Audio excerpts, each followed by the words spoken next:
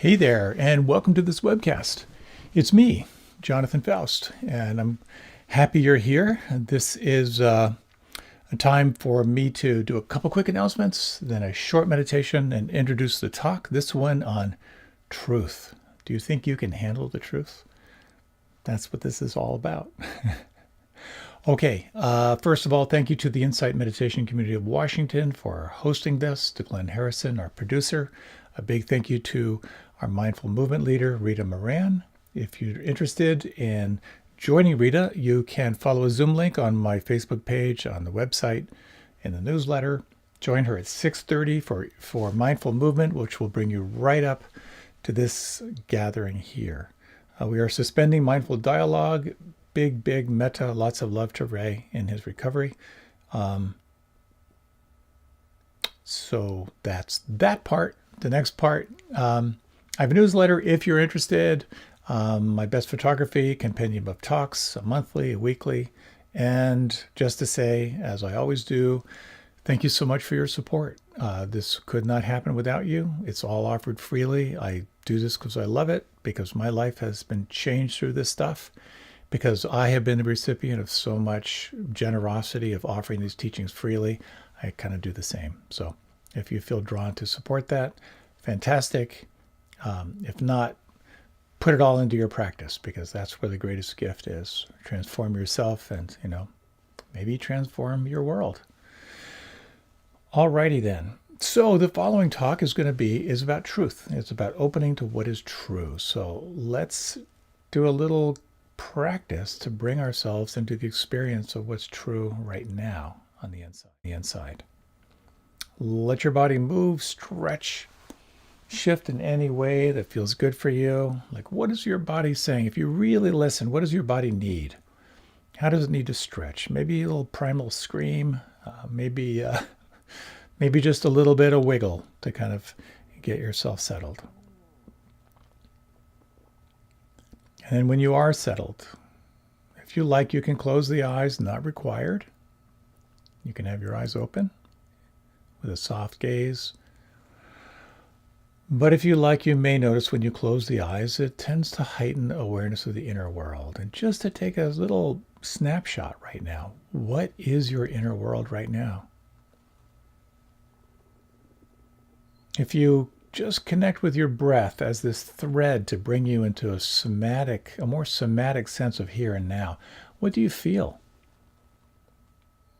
When you sense through the physical body, what's present for you right now? Could you find a word or two to describe that?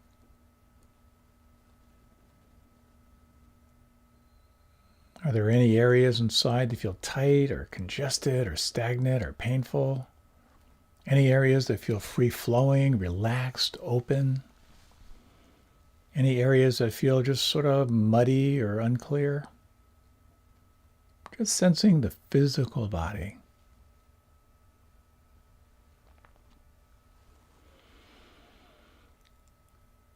And sensing now what we might call the emotional body, kind of the limbic system.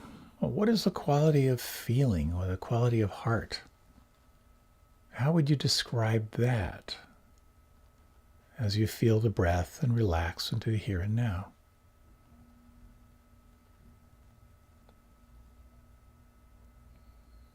Is there a sense of agitation or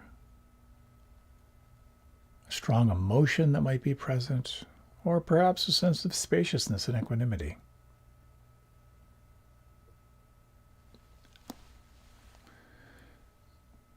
And now just sensing in your own way what we might call the mental body. What is the quality of mind right now? Is the mind restless and worried, hypervigilant, scanning for trouble? Is the mind actively caught in pushing away or judgment? Is the mind caught in wanting it different?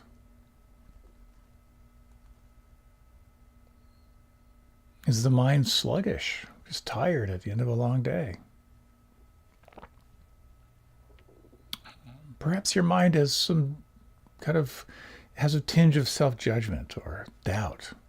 Just noticing all of this, the physical body, the emotional body, the mental body, and sensing however you sense it, what is it that is aware of all of this?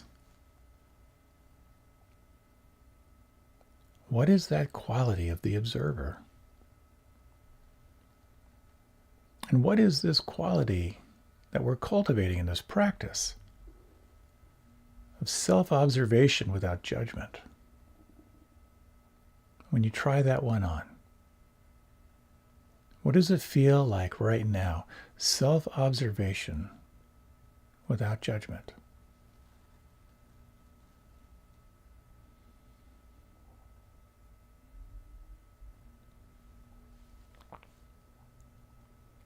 You might select a focal point in the senses. For many of us, it might be the breath.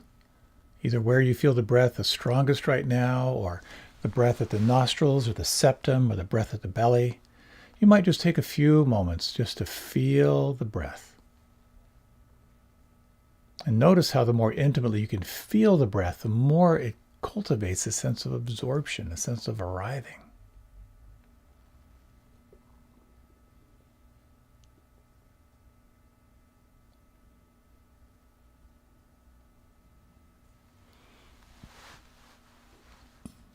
You might attune your attention to the sounds around you. Just notice, what are the sounds that are the strongest right now?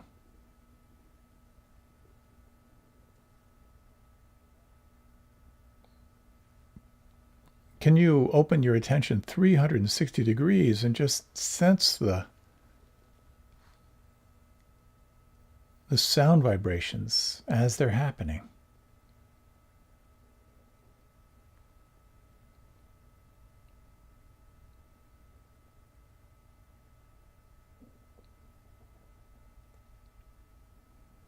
A third quality to cultivate is perhaps to feel the fingers, palms, and hands.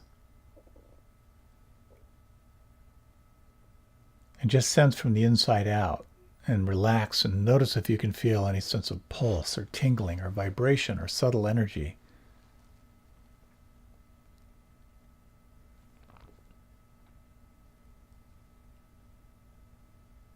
Each of these focal points are anchors. The breath, sound, the feeling in the palms bring you into an experience of what's actually happening, what's true right now. And you might, if you like, just select one of these anchors or an anchor of your own, and for these next few minutes, noting that the mind will naturally move into commentary, will drift into planning, into review. When you notice that the mind is not here, very gently invite your attention to come back to the experience of what's happening right now, right at the point of contact with your anchor. This breath, these sound vibrations, this felt sense in the palms and fingers and thumbs.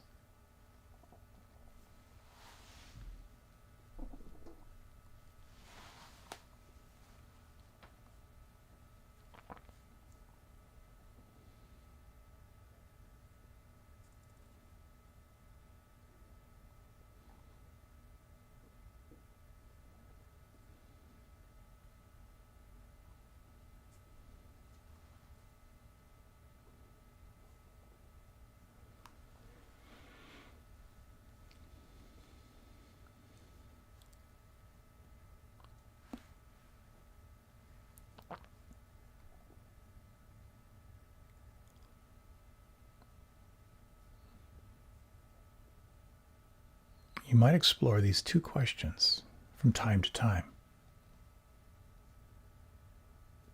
The first question, as you notice the experience at your anchor or focal point. As you open your attention to the physical body, the emotional body, and the mental body, here's the question. What exactly is happening right now?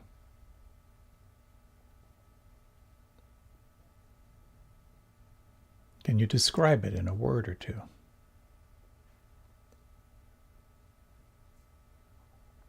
The second question, can you let it be?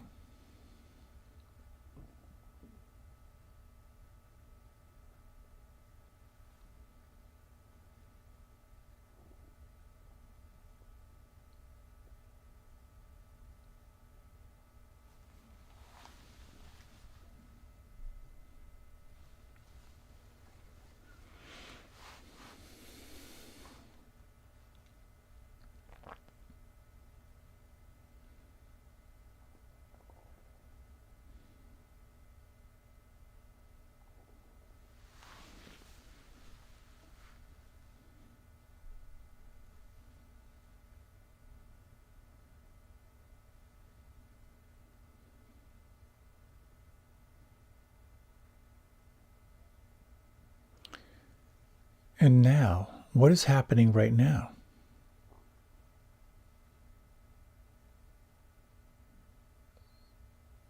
Is it possible to let this be?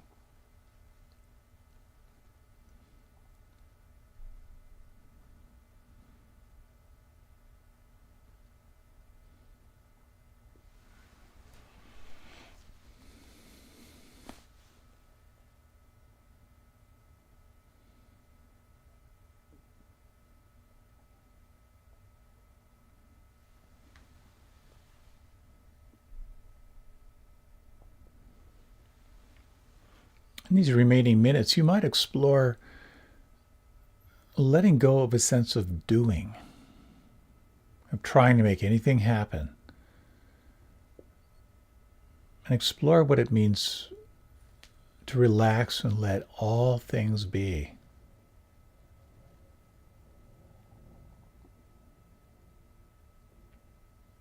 What does it feel like inside when you explore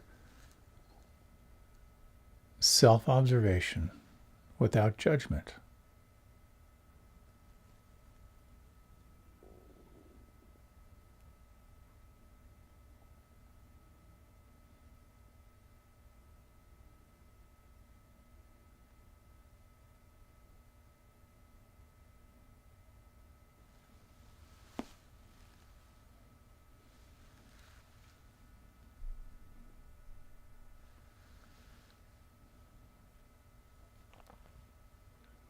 As you sense through the body and as you sense through the mind, as you sense through the heart, is there anything that could soften or let go right now?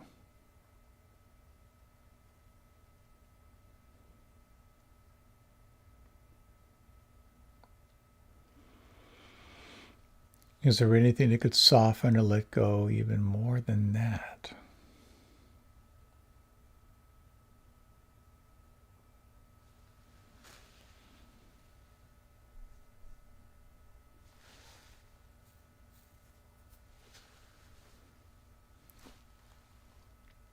Notice what may have shifted or changed over these last 15 minutes. The quality of presence. This quality of observing without judgment. And can you let this be?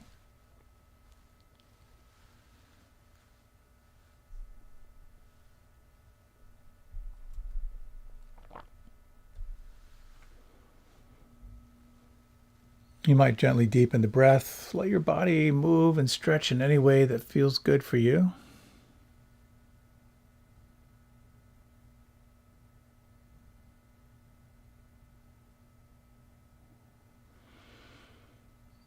And very gently beginning your transition.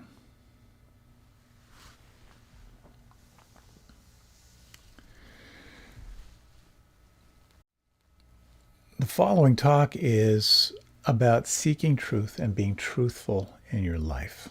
Again, one of these facets of what are referred to as the 10 paramis, or the 10 perfections. This practice is all about truth. It's all about getting under your story, your embellishments, your conditioning to experience what's true. And I'm going to talk a little bit about conventional truth versus eternal truth. Talk a little bit about what does it mean to be truthful in relationships. That's a very alive edge for all of us. I hope you enjoy the following talk. It could be a helpful way to sharpen your practice, but also, as you know, pragmatic Dharma is what really interests me. How do we bring these teachings directly into our lives? Best wishes to you. Happy trails, and enjoy the following talk.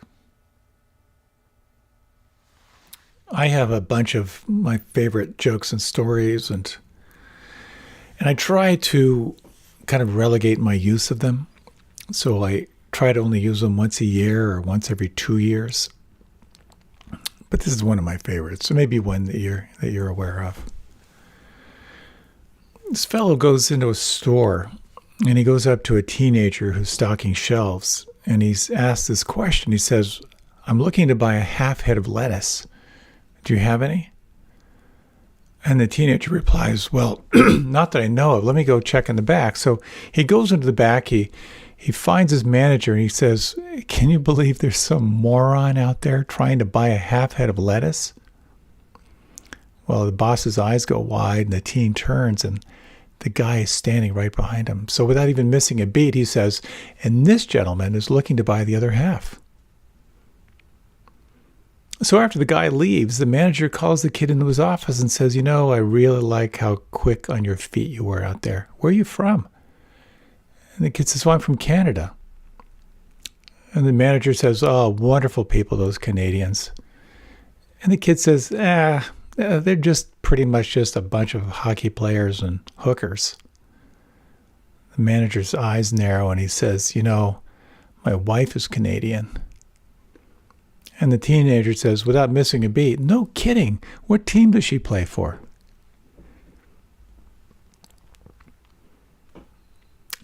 Clever boy. And this story, sometimes the opening story actually does lead into what I'm going to talk about. This one actually is about talking about truth. In the language of the Buddha, satya, in Sanskrit referred to as satya. And this is, again, part of this exploration of the 10 perfections. And I'd like to just do a quick review of these qualities. And again, the 10 perfections can be a real setup for self-rejection and self-judgment, but another way to see them is they're qualities that you can sort of reflect on and polish internally. The first is generosity. Your capacity to give of yourself, to really open to our sense of interdependence.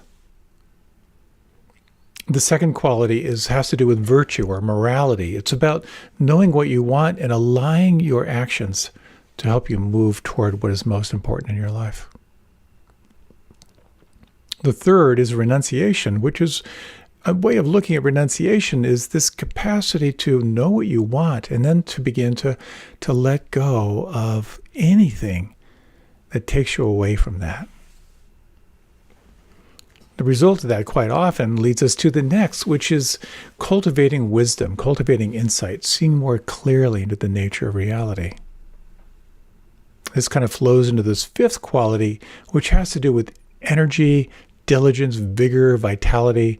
It's about aligning your energy so that you can do this work of what you are called to in your life. Quite often it's described as swimming upstream. This is the firepower to keep you engaged in your life in a way that feels wholesome.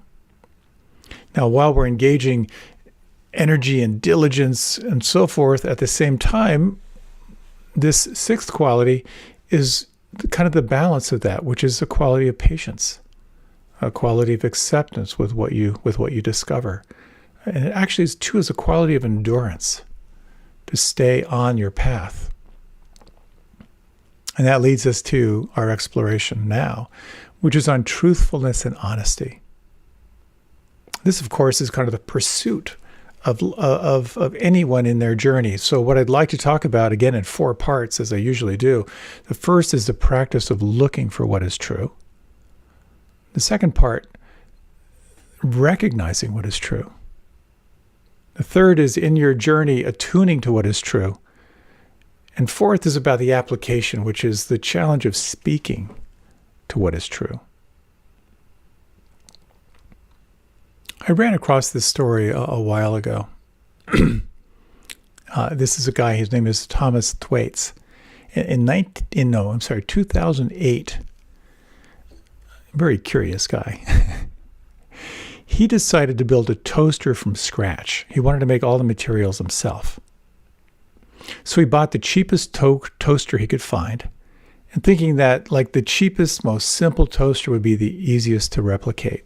But when he took it apart, he discovered there are 400 parts with over 100 different materials that go into a toaster. So he decided to focus on the materials he needed as just 5. That's steel, mica, plastic, copper, and nickel. He did all the smelting himself. He traveled all around the world to kind of get access to these materials. It took him 9 months to put together this toaster from scratch. Now, when he plugged it in, he wasn't able to kind of create the insulation for the wires, so it started melting in about 5 seconds.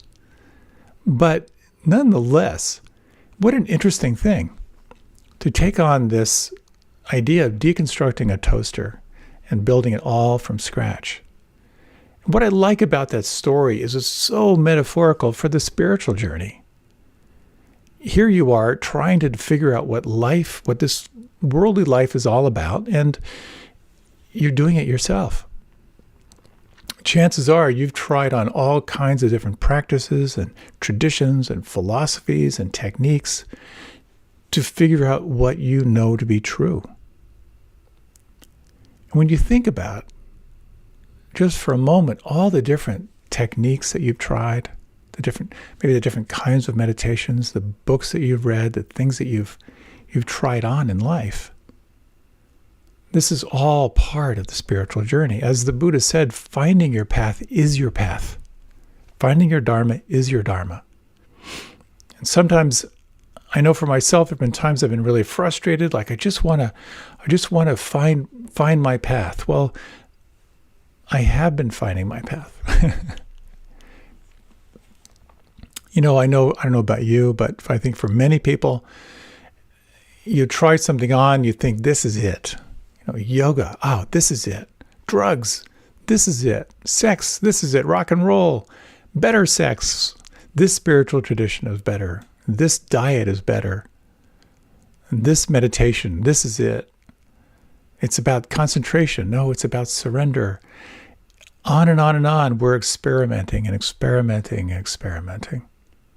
And I think it's so important to honor this journey of exploration, because ultimately finding your path is your responsibility. And we'll talk a little bit more about that, but it's part of the mature aspect of this tradition, of recognizing that you are your own authority. What you're seeking is found inside. And so we have all these different doorways, different paths to union.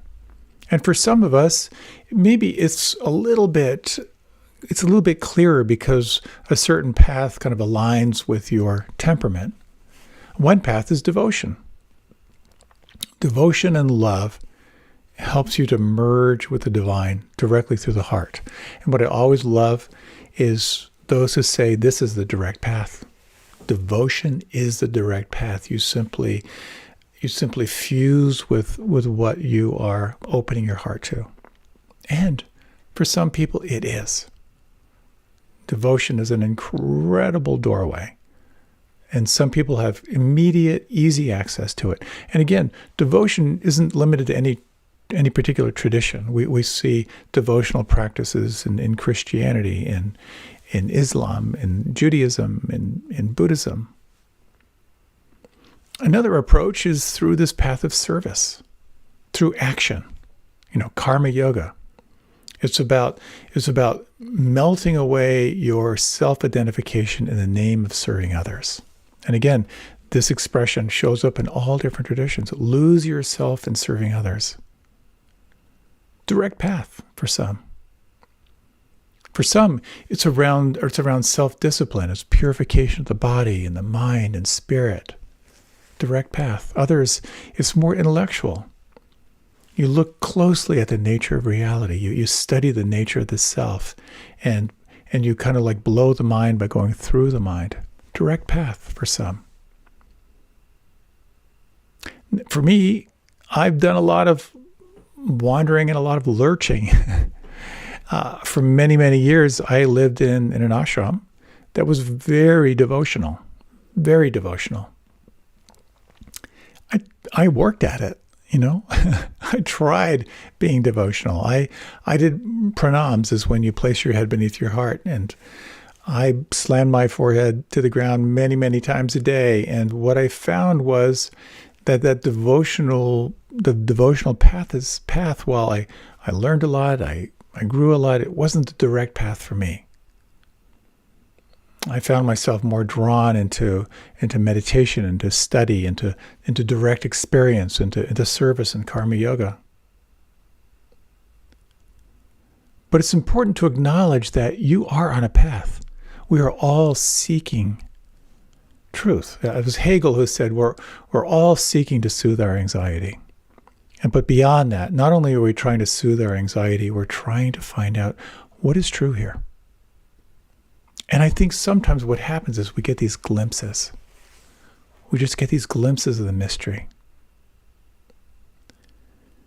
And so the Buddha taught quite extensively around truth, basically coming down to two forms of truth. One is conventional truth. This is kind of the consensus of what is true. And then there's ultimate truth, which is what is really true.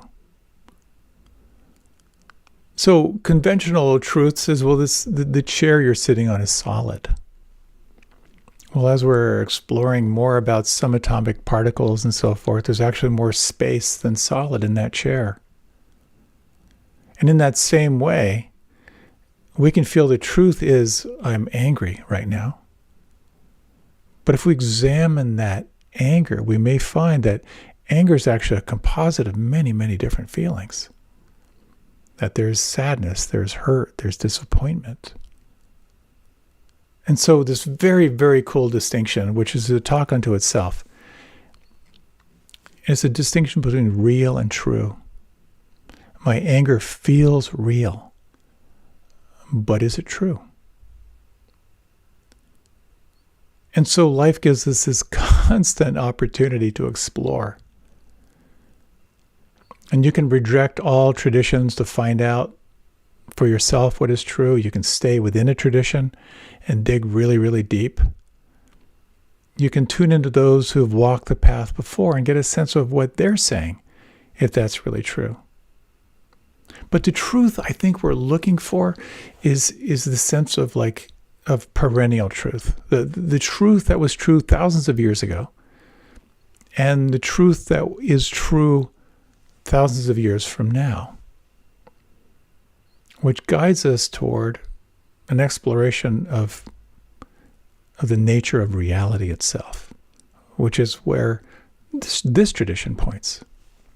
What is the nature of reality? What is true that is always present truth?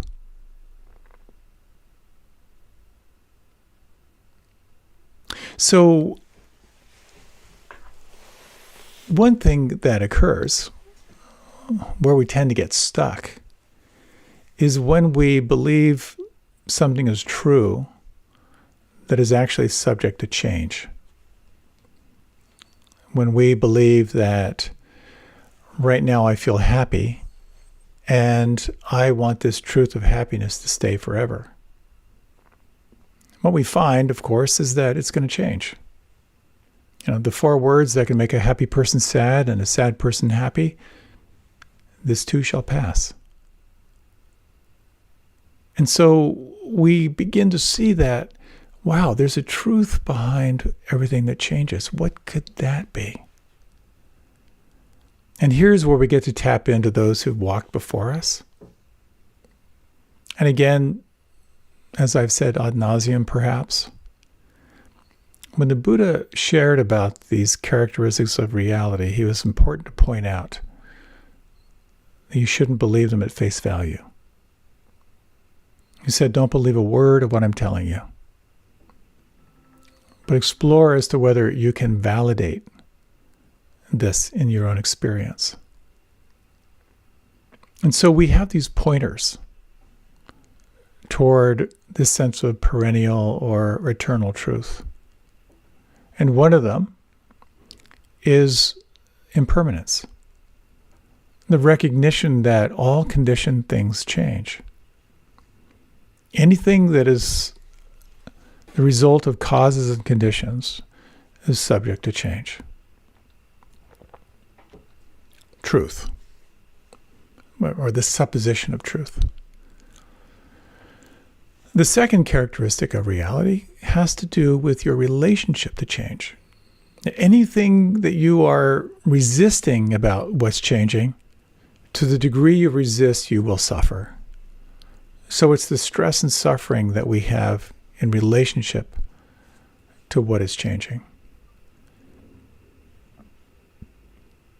The third is a little challenging. And it points toward this concept of not self. And essentially you can see that as what is changing is deeply impersonal. And actually who you are is also subject to impermanence. That there's an element of you that is born out of causes and conditions. Your physical form came from a mother and a father. Your beliefs and thoughts and moods, they're all subject to causes and conditions, so therefore they are subject to change. Your body will get old and die. Your beliefs are malleable.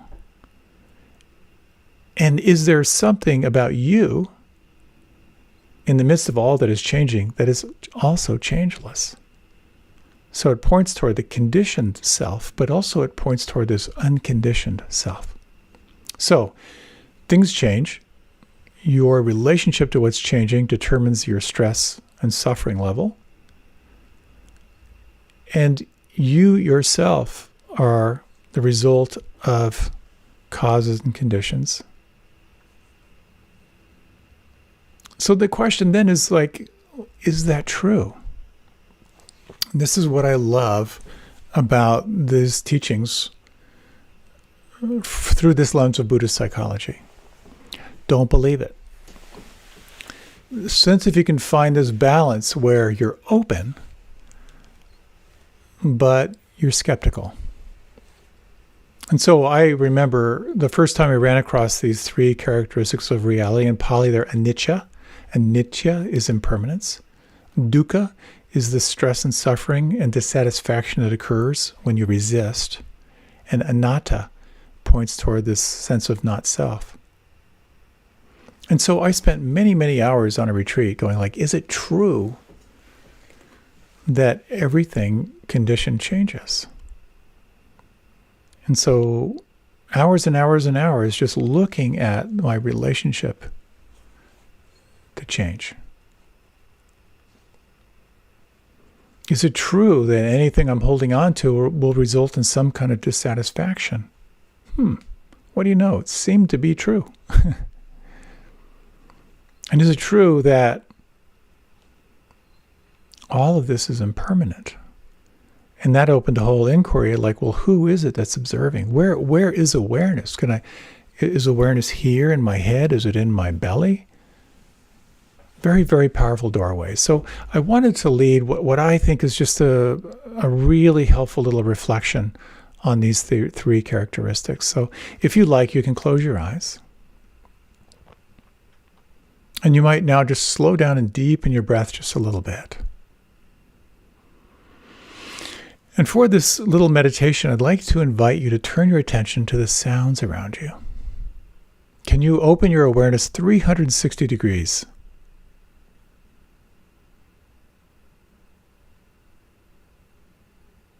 And can you attune to the sounds that are the furthest away at the edge of your capacity to hear? And can you simultaneously turn your attention to the sounds that are the closest to you?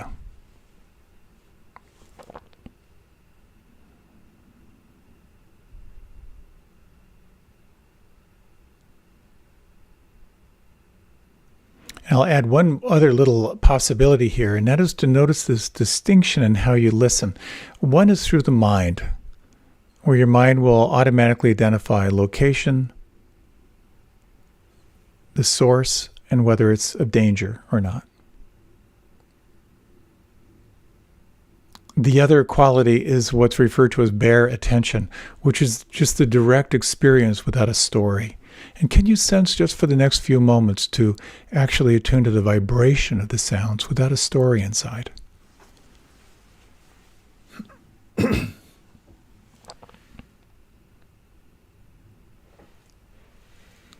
might notice how the sounds and the sound vibrations are changing.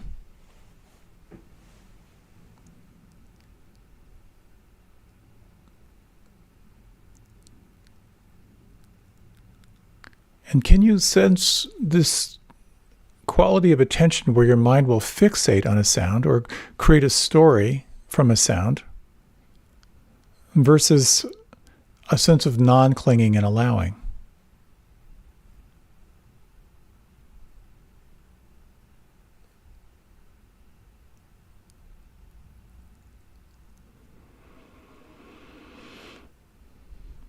And can you notice or sense how the sounds outside you are completely beyond your control? They are utterly impersonal. That any story you make up is simply an internal process.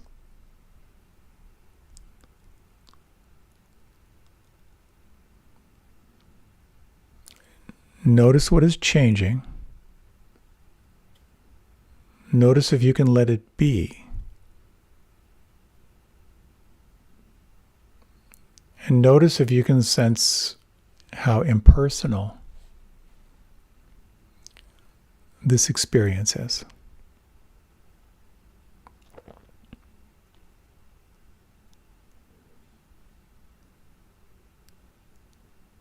And can you imagine applying this inner attitude toward other sensations and even toward thoughts and emotions?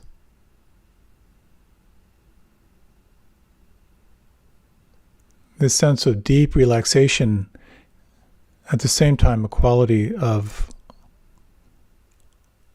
aliveness and alertness,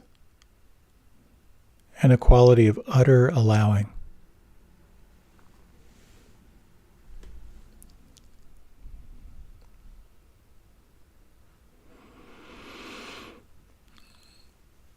So you might now very gently let your breath deepen.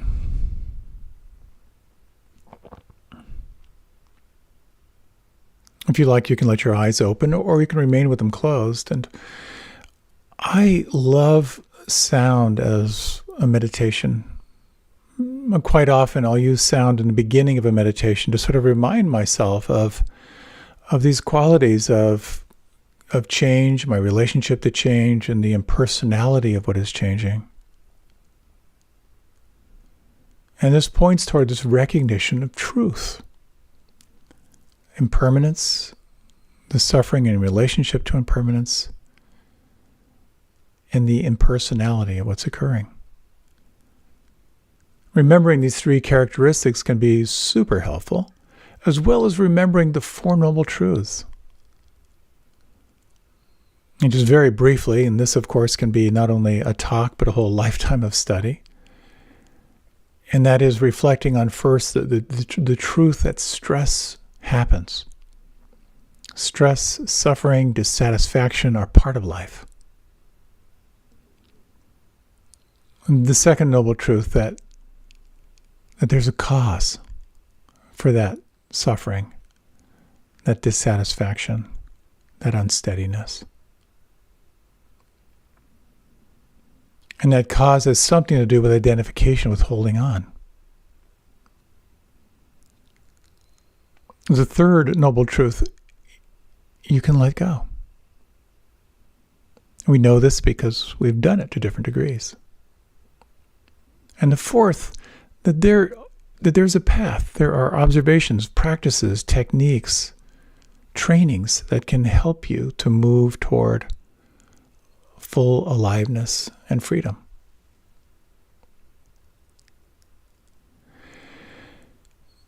So applying this in our daily life and in our practice becomes very, very powerful. What do we know to be true? And just as when you're doing concentration meditation, I'm going to be present every moment. It amplifies how you're not present. And how when you focus on, I'm going to keep my heart open, you notice how your heart's closed all the time. When you focus on truth, it is going to undoubtedly bring your attention more and more subtly into delusion, into confusion, into things you believe that aren't true, the things that you don't believe that are true. We talk so much in this practice about the circle with a line through it. Above the line is what you're aware of. Below the line is what you're not aware of, and how you can move the line.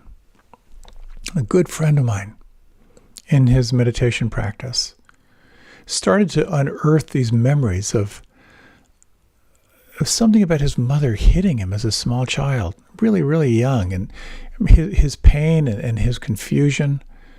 He ruminated about this a lot. It was just these kind of like wafty little memories, but there was something very, very painful about it, something around that he interpreted as him doing something wrong and feeling responsible and her upset. He didn't get it clear.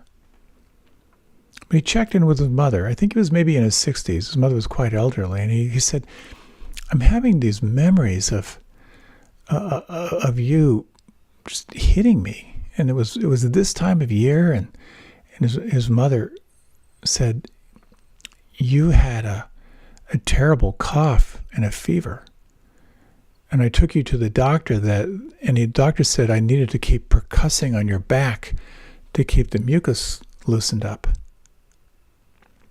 And for him, it was like this weight just lifted off when he realized that this whole kind of subterranean interpretation he had around his confusion and something wrong and being responsible was actually this tremendous act of love and care from his mother, who stayed up all night trying to keep him as healthy as she could. That's what I love about this practice of coming more awake to reality, getting more and more aware of truth.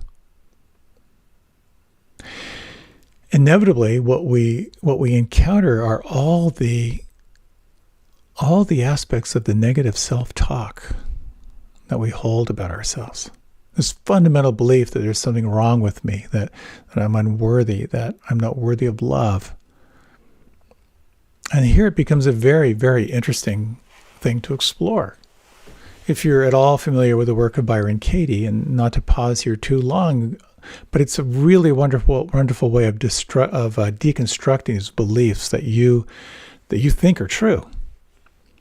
And when you really find yourself believing something, and you ask yourself, what is the core belief? And it takes some drilling down to kind of get to like the subterranean virus.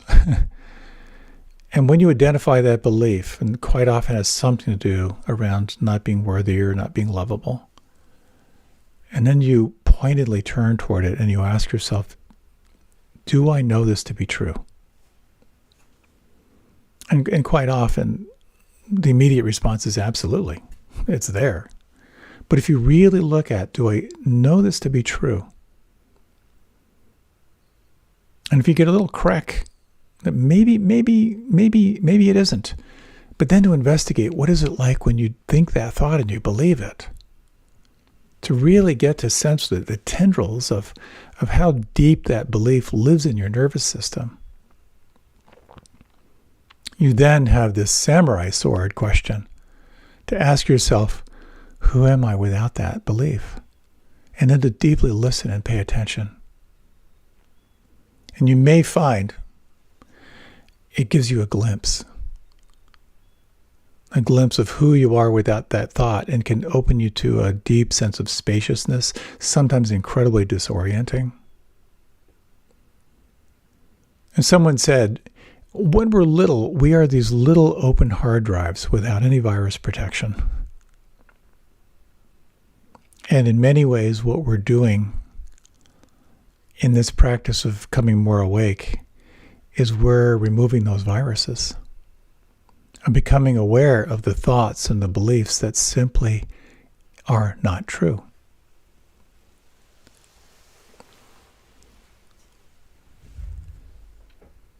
And so, where we can find ourselves caught in delusion or in non-truth is in our relationships. This is where we tend to move into self-preservation, where we tend to move into judgment, where we tend to kind of calcify. I've always loved that line that says, whenever you're in conflict with someone, walk a mile in their shoes. And it makes sense because you'll have their shoes and you'll be a mile away. But if you look at your suffering, particularly in relationships, you may see that some of it is self-created.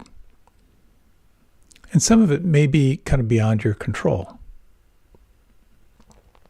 And this opens us up to a really, really powerful inquiry of attuning to what is true, really looking closely to what is true.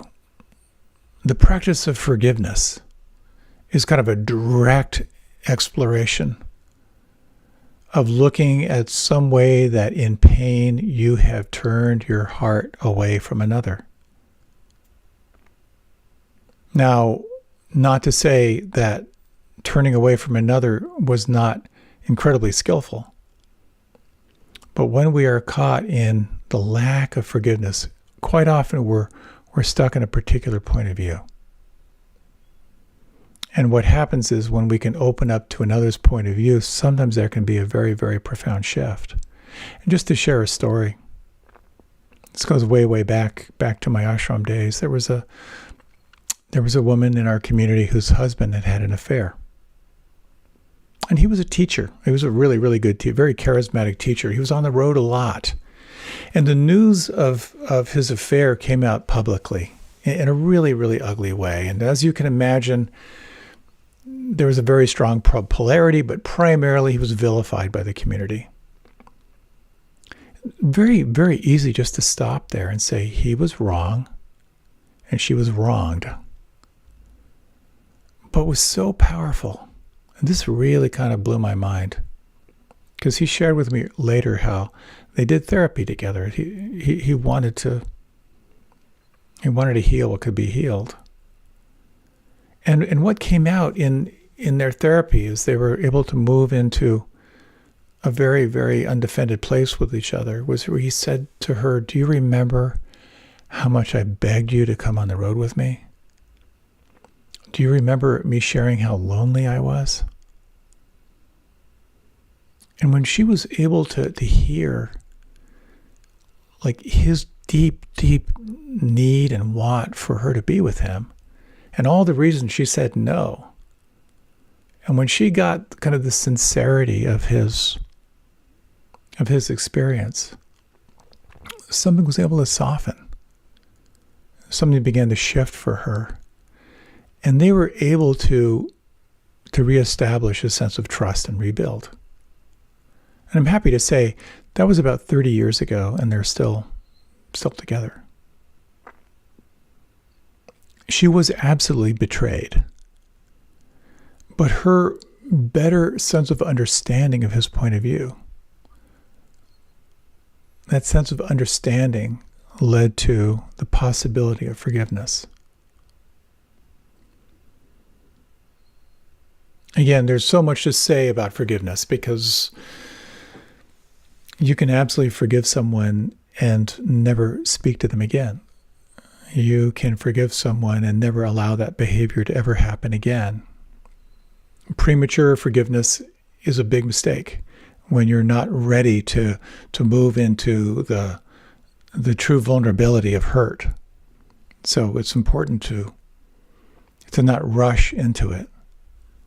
But there is something here about the capacity to role reverse, the capacity to really sense what another person is needing, another person is wanting. And when you can take the time, when you feel in conflict with someone, to really imagine what it's like for them. What are they needing? What are they wanting that's not happening? You may find that there is a the possibility of a softening.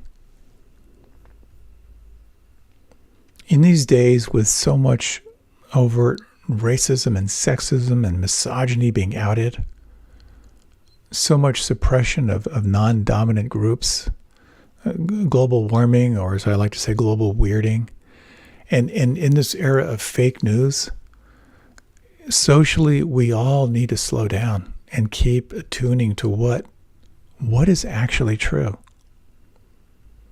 With all the revisionist history now being pushed out there through textbooks and so forth, so many people wanting to revise the truth, what we need to do is to shift from that sense of conventional truth to eternal truth. When I see a headline now on my news feed, I automatically look at the subtext. Where does this come from? How is this being pitched? So if you want the truth, you have to look for it. And if you want the truth, it's going to be challenging.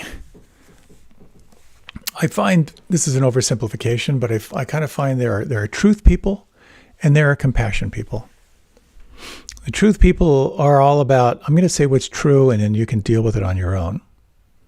I'm not here to hold your hand. Then there are the compassion people. Like, I'm going to be gentle, supportive, create a safe container, and as you get less defended and less closed down, as your heart opens, you will see the truth. Each has their shadow side. Truth people can be very unskillful and hurtful, and compassion people can be conflict avoidant. And I think perhaps there's a balance. There's a real balance in here between being truthful and being compassionate. I once took on a vow of truth. This was back in the ashram days. I chose Satya because I noticed how conflict avoidant I was, and I thought, all right, from now on, I'm telling the truth. And of course, I noticed I'm lying all the time. And maybe you notice that if someone says, does this make me look fat? What do you say? Sometimes it's easier to pretend you're happy than explain why you're not. Or you laugh at something that's really not that funny.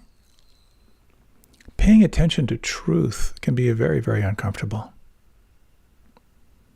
I ran across this great line that said, the only things that tell the absolute truth are children and yoga pants. So how do we bring truth into relationship? Just a few minutes left, but I wanted to share a story with you. A really good friend of mine was a CEO, and he had to fire someone. His board said, you've got to get rid of this guy. And he understood why, but the problem was, this was a personal friend of his. He brought him on, he coached him up, he supported him. His friend had a family. He was already nervous, and part of the problem was he was in over his head in this job. He just didn't have the chops to move forward with enough aggression to make his area of this company really grow. And my friend was so ripped up. How could he fire his friend? He didn't then know the criteria for wise speech, but he got there on his own. And it kind of comes down to these questions. Is what I'm about to say true? Is what I'm about to say kind? Is what I'm about to say helpful? And is what I'm about to say timely? And finally, is what I'm about to say something the other person can hear?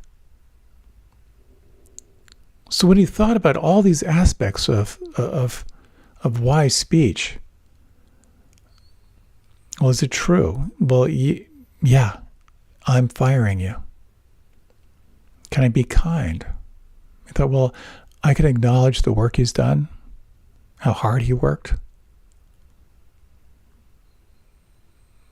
Is what I'm about to say helpful? And I thought, well, I can let him know I'm here to help him get relocated. Can he hear it? Well, he's going to have to hear it. and this is what I'm about to say, timely. He thought about, well, what would be the best timing? And so he agonized over this, but what he came up with was simply to say, your position isn't working out. I know you know that. I know you've worked really, really hard, have given it all you have, but it's just not a match for where we want to go.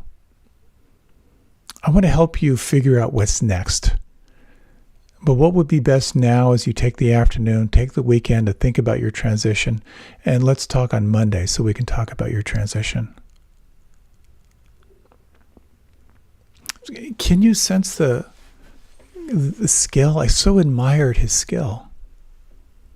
And you might, and again, we're closing in here at the end, you might just take a moment to kind of close your eyes and think about a conflict you might have with someone. Something that might be difficult to speak or to share. And to ask yourself, what could you say that would be true?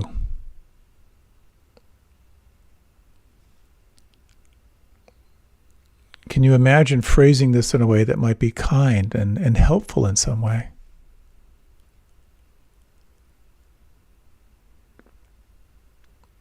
What would be the optimal timing?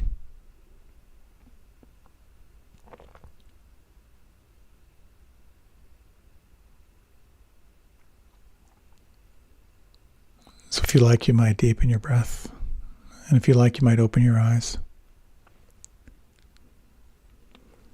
Reflecting on truth is incredibly powerful. Moving beyond kind of conventional truth to eternal truth. It can be incredibly challenging. And where it tends to show up is in our relationships. And that little checklist, I find, can be really, really helpful. Reflecting on what is true and reflecting on what would be helpful. This is this balance of wisdom and compassion. So we have these eternal truths. All conditioned things change. Your relationship to change is what determines the degree to which you will feel stress or suffer. That much of change is impersonal. Remembering that as you move through this life,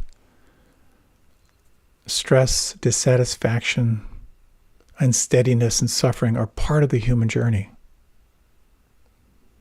And if you pause and you turn to really examine that, you will discover this second truth.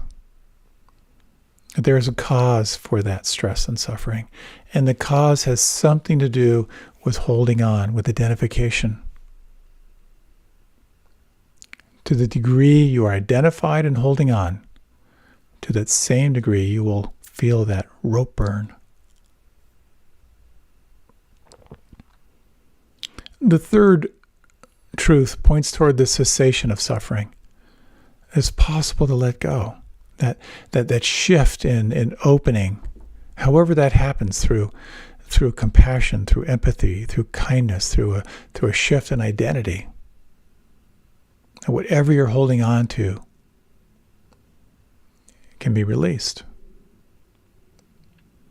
And then as you are on your path, on your journey to being more awake and more alive, to know this sense of eternal truth, that there are practices, remembrances, teachings that will help you to remember your true nature as you navigate along.